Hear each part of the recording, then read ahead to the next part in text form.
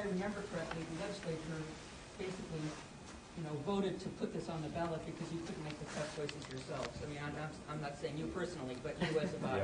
Yep.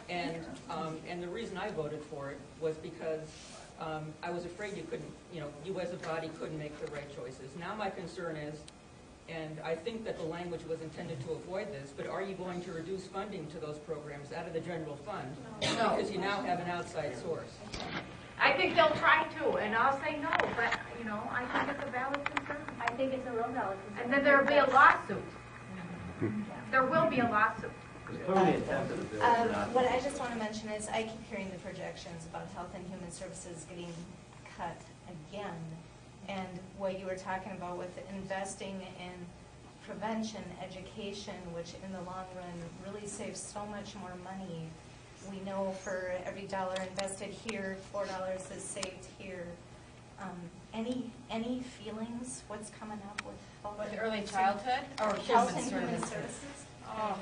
I know. I just feel like they're just sitting out there waiting to be axed again. We're going to work hard. I mean, that's all I can say is that we're, we, in these times, those who are most vulnerable need our help the most. And so each one of us as legislators will have to look within ourselves and do the right thing. And that's all I can do, as well as influence anywhere I can. Sure. Even though education is my field, I am most concerned about the vulnerable. And I look at the vulnerable as also the early childhood. That and those at-risk kids. It's also interrelated that if they aren't being kept healthy, and they aren't going to get to school, and so it's just all. And I agree. And I'm early childhood, as well, but I'm actually preconceptual because I think you need to have a woman who's, living in stable housing, has good nutrition, has access to prenatal care. I mean, that's all public policy stuff. That's the whole web of public policy. I just also want to thank you all for coming. It's been a cold day, and to see so many of you out here this morning is very encouraging to us.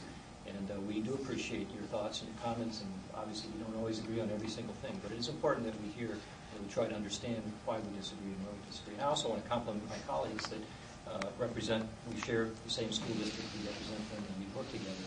And they're great people, and it's really a pleasure for me to work with them. But thank you all for coming. And we feel the same way.